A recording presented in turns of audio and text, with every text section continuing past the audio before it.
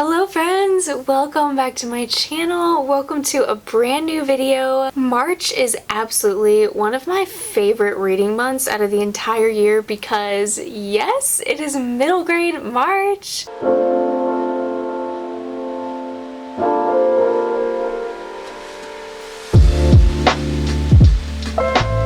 In case you guys have no clue what middle grade March is, it is a readathon that was created by Krista from Books and Jams, Amanda from The Curly Reader, and Katie from Life Between Words. I adore and love all of these ladies. I love their channels. I love their content. They literally have the best middle grade book recommendations, many which I've never heard before, and they just have so much insight into middle grade. I'm definitely a middle grade newbie in comparison to them, which is why I love participating in the readathon because I'm always getting recommendations. I just really love reading middle grade. I feel like I don't mention that enough on my channel, but there's something so magical, especially about middle grade fantasy, that I am obsessed with. Their covers are the best, and there's just so much to middle grade that I absolutely adore. So I'm definitely participating in the readathon this year. It is a full month-long readathon of the month of March. I will go ahead and leave all three ladies' announcement videos in the description below if you guys want to check it out. But I'm just going to be running through the prompts and showing you guys what I'm going to be reading for each one, and then I'm going to actually dive into a couple extras that I want to get to this month. And then the last portion of this video, I'm just going to share maybe like 4 or 5 of my absolute favorite middle grade books that I highly recommend you guys pick up. We got a lot to talk about, and let's just get right into it. So the first prompt is 5 or more words in the title, and there are actually a ton of middle grade books that have 5 or more words, but this one, called The Extremely Inconvenient Adventures of Brontë, Mettlestone, has been on my TBR since the beginning of time. Don't know why it's taken me so long to pick this up. In this book we have Brontë, who is this 10-year-old girl who actually gets a telegram that lets her know that her parents have actually been killed by pirates. I love pirates. I love sea-themed books, and I feel like this is going to be so fun and adventurous because I think she goes and finds her aunts or other family members that help her figure out if her parents really died. So I just know this one's going to be so much fun. There's little tiny illustrations in here, of course, which are just so much fun. This is at the top of my list this month, and I really hope I get to it.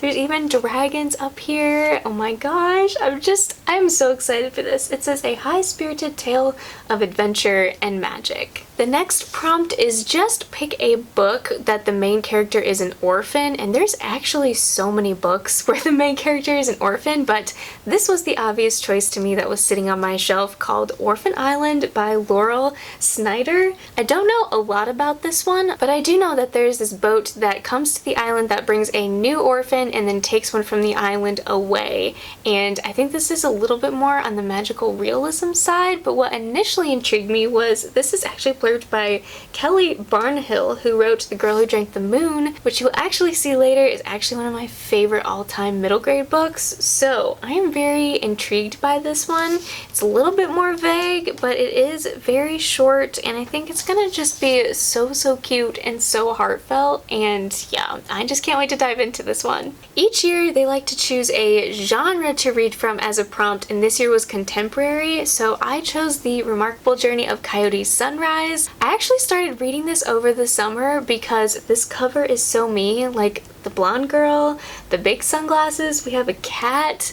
I adored what I did read of this. I think I read about like 25 pages, which isn't much, but if you do get the chance to get a hold of the audiobook, highly recommend it for this one. It's just so well done. We have this girl named Coyote and her dad that actually travel around and live in this bus, and her mom passed away. So in this book we have Coyote who's trying to convince her dad to go back to the town where they're from because she misses her home life there and she's tired of traveling. I'm very excited to see how she convinces her dad to go back, and I know this is going to be a really sad story. It was already giving me hints and vibes of that just from the beginning of what I read, so I am very much looking forward to this one as well. The next prompt is a book that is older than you are, and I had to choose Peter Pan for this one because it's the illustrated edition by Minalima, I believe. They've also done Harry Potter and multiple other classics, but this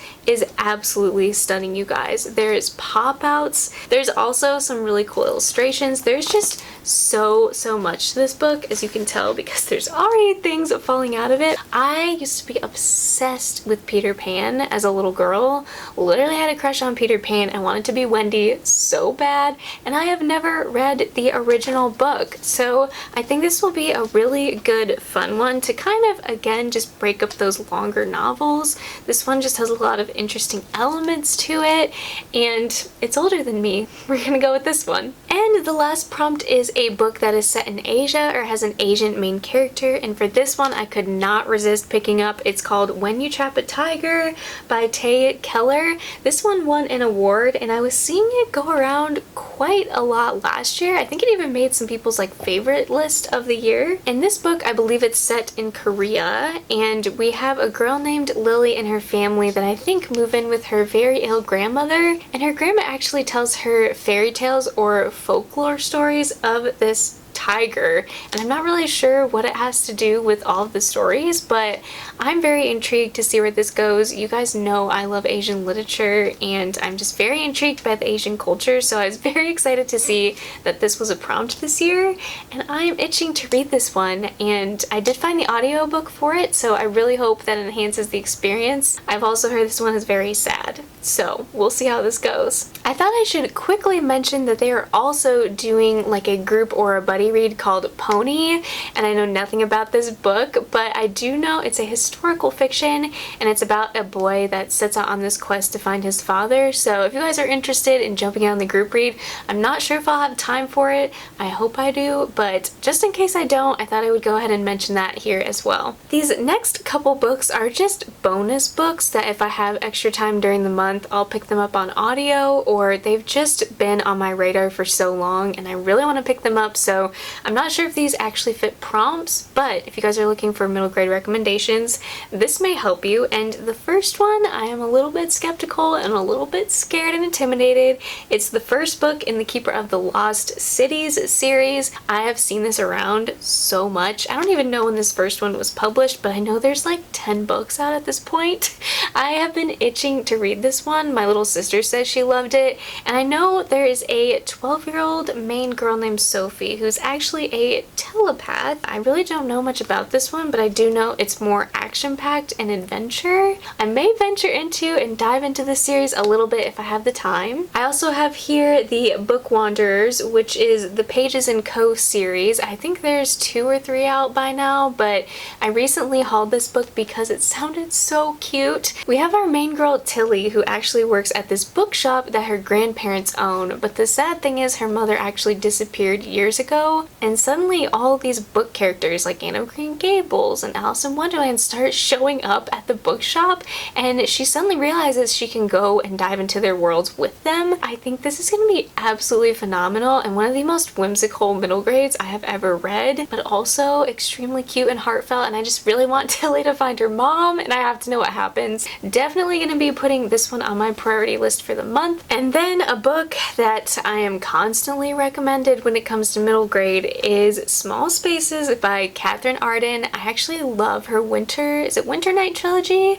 The Bear and the Nightingale fantasy series. I adored her writing, and I have no doubt this book is just going to be just as amazing. This one is more spooky, about 2 friends that go into like this magical forest. I think they discover a house, and yeah, I really have no clue what happens, and I don't want to read the synopsis on the back because I like to go into things like this blind, and it's blurbed by R.L. Stein that wrote Goosebumps, so hopefully that means it's good, and I really want to read Dead Voices and the 3rd one in the series that just came out, so I need to get going on this. I'm actually going to be doing like a weekend or maybe like a week-long vlog of just reading middle grade books, and so I figured I would throw in a couple graphic novels. So the first one I have here is Tidesong by Wendy Xu, I believe, and then I also have City of Secrets by Victoria Ying. This one is kind of like a historical or steampunk like mystery thriller, and this one's more of a fantasy magical undersea world, but both of them are middle grades, so if you're looking for like a middle grade graphic novel recommendation, I have not read either one of these, so I can't say I can recommend them yet, But I'm really hoping that this breaks up, again, some of the bigger novels that I'm going to be getting into this month. And yeah, stay tuned for a vlog if you guys want to see what I think of these. And now we're going to dive into some of my all-time favorite middle grade books. Middle grade is something that I kind of started dabbling in a couple years ago. I'm pretty new on the middle grade scene. I did read middle grade books when I was in middle grade, but I read mostly historical fiction. I read a lot of series. I obviously read Series of Unfortunate Events and Percy Jackson and more of the popular books, but these are like newer ones that I've recently read and absolutely loved. And yes, all of them are fantasy based, so if you don't like fantasy, go ahead and skip this portion of the video. The #1 series or book I always recommend is Nevermoor, The Trials of Morrigan Crow. I think this is eventually supposed to be like a 9-book series or something crazy, but I have read the first 3.